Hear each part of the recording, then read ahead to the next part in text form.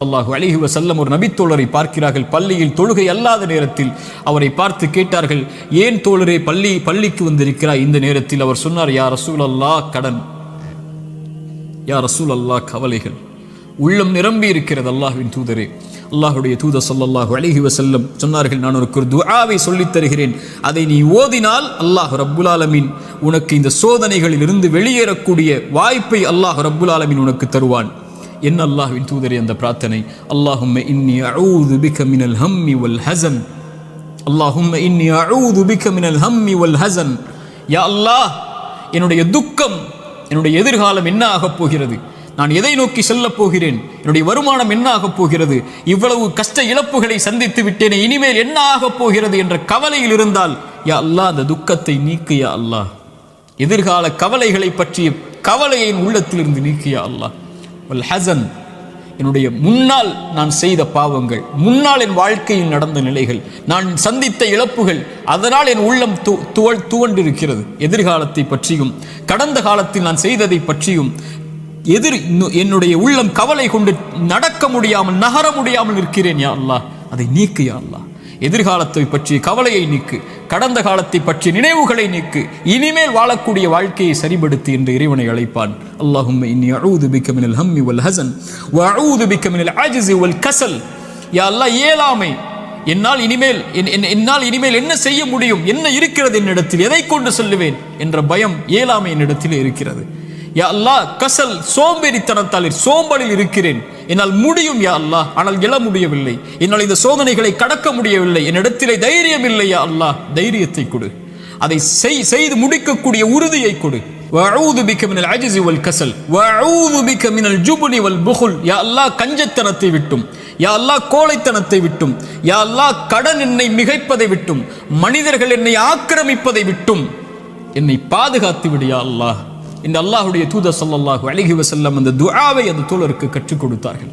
இதை ஓதக்கூடிய வழக்கம் உள்ளவர்களாக மாற வேண்டும். இப்படி அல்லாஹ்வை அழைக்கக்கூடிய முறையில் எல்லாம் இதா சஅலக இபாதி அன்னி ஃபஇன்னி கரீபுன் உஜீபு தஅவத தாஇ இதா தஆன். அழைப்பவர்கள் அழைத்தால் அந்த அழைப்பிற்கு இவன் பதில் கொடுக்காமல் இருப்பதில்லை. அல்லாஹ்வின் தூதர் சொன்னார்கள், ஒரு மனிதன், ஒரு முஃமின் அல்லாஹ்விடத்திலே கரம் ஏந்தி அவனுடைய கரம் அல்லாஹ் கொடுக்காமல் கீழே விழுந்தால் அவன் கேட்பதை இறைவன் வெட்கப்படுகிறான் என்று அல்லாஹ்வுடைய தூதர் ஸல்லல்லாஹு அலைஹி வஸல்லம் சொன்னார்கள். அல்லாஹ்வை அழையுங்கள். கடைசியாக இந்த நேரத்தில் சுருக்கமாக சொல்கிறேன், மீண்டும் சொல்கிறேன், நோயால் சிரமப்படுகிறீர்களா, இழப்புகளால் சிரமப்படுகிறீர்களா, பிரிவால் சிரமப்படுகிறீர்களா, கடினமான காலத்தை வாழ்க்கையில் கடக்கிறீர்களா, ஒருபோதும் அல்லாஹ் உங்களை கைவிட மாட்டான். உங்களை விட இறைவன் உங்கள் மீது நேசம் கொண்டிருக்கிறான். கவலை கொள்ளாதீர்கள். நீங்கள் தனியாக ஒருபோதும் இல்லை. உலகமெல்லாம் உங்களுக்கு எதிராக இருந்தாலும் நீங்கள் தனியாக இல்லை. அவன் உங்களோடு இருக்கிறான். அவன் உங்களோடு இருந்தால், இந்த உலகத்தில் யார் உங்களோடு இல்லை என்றாலும், இந்த உலகமே உங்களை வெறுத்திருந்தாலும், உலகமே உங்களை புறக்கணித்தாலும் கவலை கொள்ளாதீர்கள். அது போதும் நமக்கு. இறைவன் உங்களோடு இருந்தால் அது போதும். உலகமெல்லாம் உங்களோடு இருந்து இறைவன் உங்களோடு இல்லை என்றால் அதை விட நஷ்டமில்லை. உலகத்தில் எவரும் இல்லாமல் இறைவன் உங்களோடு இருந்தால் அதை விட இன்பம் இல்லை. நபிமார்கள் உலகம் புறக்கணித்தது நபி நூஹை, ஆனால் நூஹோடு அல்லாஹ் இருந்தான். நபி தாவூதை உலகம் புறக்கணித்தது, அல்லாஹ் அவர்களோடு இருந்தான். நபி யூனுஸை உலகம் புறக்கணித்தது, அவர்கள் செய்த பாவத்திற்காக மன்னிப்பை கேட்டார்கள், அல்லாஹ் அதிலிருந்து அவர்களை பாதுகாத்தான். இப்ராஹீமை உலகம் புறக்கணித்தது, அல்லாஹ் அவர்களோடு இருந்தான். மூசாவை உலகம் புறக்கணித்தது, அல்லாஹ் அவர்களோடு இருந்தான். நபி அல்லாஹ்வின் தூதரையும் உலகம் புறக்கணித்தது, பெரும்பான்மை புறக்கணித்தது, அல்லாஹ் அவர்களோடு இருந்தான். லா தஹ்சன் இன்னல்லாஹ மஅனா. அல்லாஹ்வின் தூதர் அதனால்தான் சொன்னார்கள், கவலை கொள்ளாதீர், அல்லாஹ் நம்மோடு இருக்கிறான். அல்லாஹ்வின் தூதர் ஸல்லல்லாஹு அலைஹி வஸல்லம் ஒரு தாயை குறித்து சொன்னார்கள்.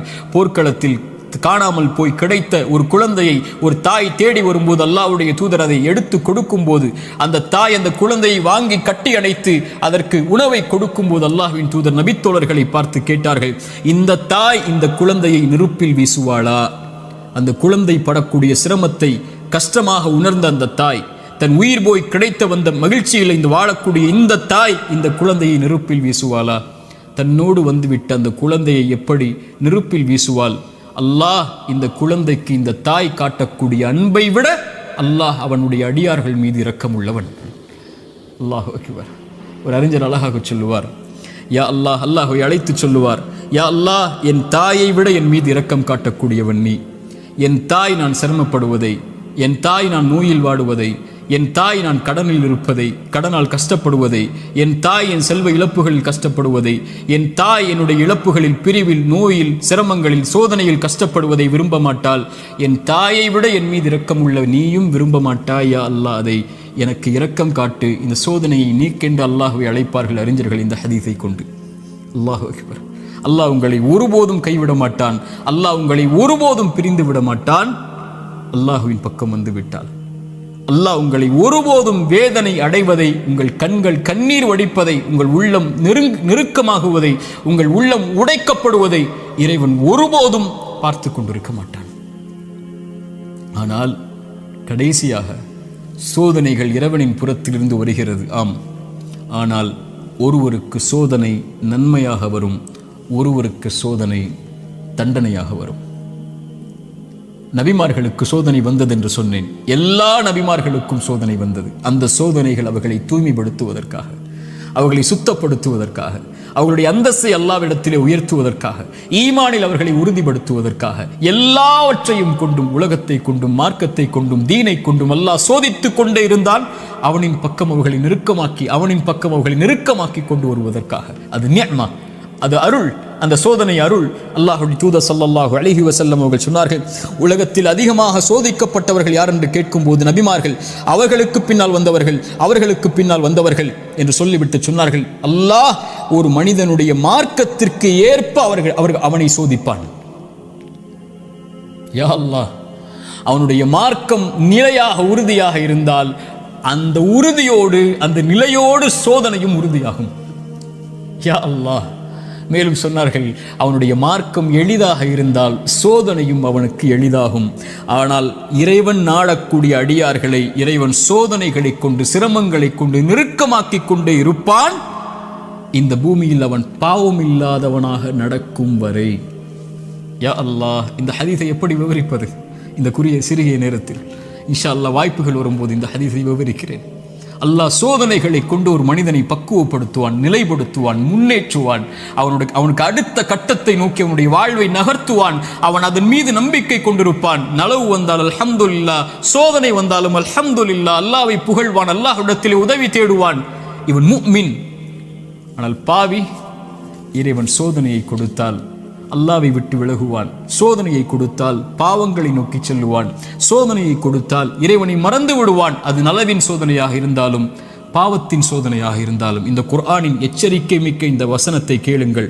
ஃபலம்மா நஸூ மா துக்கிரு பிஹி, எம் நினைவை விட்டு நீங்கள் மறந்து வாழும் போது, ஃபதஹ்னா அலைஹிம் அபுவாப குல்லி ஷை, வானத்தின் கதவுகள் எல்லாம் திறக்கப்படும், என்ன வேண்டுமோ கிடைக்கும்.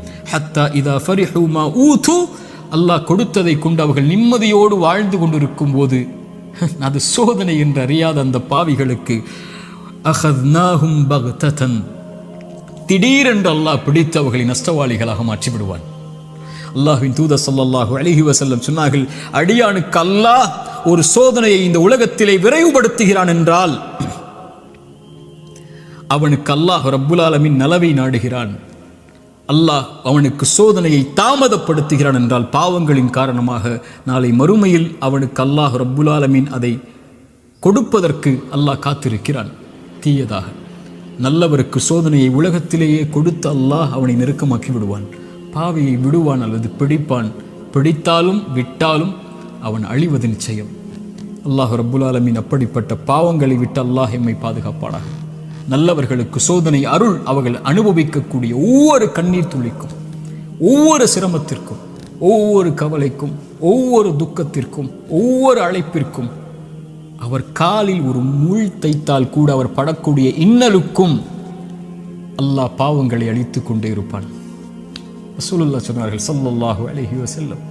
ஆனால் பாவி படக்கூடிய ஒவ்வொரு சோதனையும் அவன் மீண்டு அல்லாஹ்விடத்திலே செய்த பாவங்கள் எதுவாயினும், அவன் கடந்த காலம் எதுவாயினும், எவ்வளவு கொடிய பாவங்களை வைத்திருந்தாலும் அவன் பாவத்திலிருந்து விலகாமல் சோதிக்கப்படும் போது, நன்மையை நோக்கி செல்லாமல் இருந்தால் அவனுக்கு இந்த உலக வாழ்வும் மறுமையும் அழிவுதான்.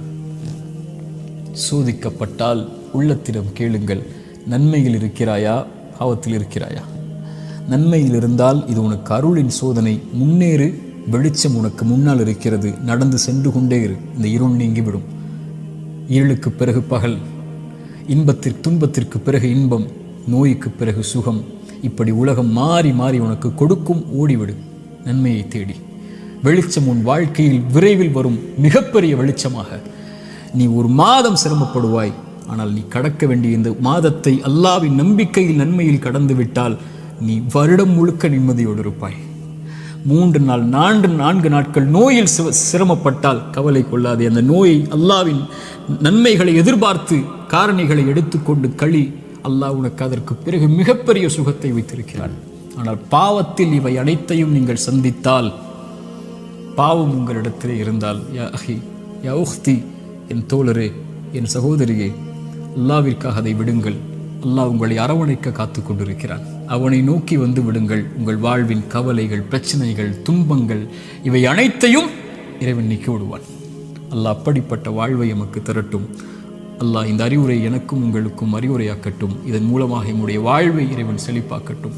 உலக சமூகத்திலே முஸ்லிம் சமூகம் படுகின்ற இன்னல்கள், கஷ்டங்கள், பிரச்சனைகள், சோதனைகள், குறிப்பாக பலஸ்தீனில் நம்முடைய சகோதர சகோதரிகள் படக்கூடிய எல்லா இன்பங்கள், எல்லா இழப்புகளுக்கும், எல்லா சோதனைகளுக்கும், எல்லா துன்பங்களுக்கும் அல்லாஹ் விரைவில் மிகப்பெரிய வெற்றியோடு அல்லாஹ் வெளிச்சத்தை தரட்டும்.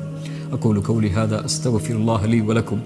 அஸ்ஸலாமு அலைக்கும் வரஹ்மத்துல்லாஹி வபரகாத்துஹு.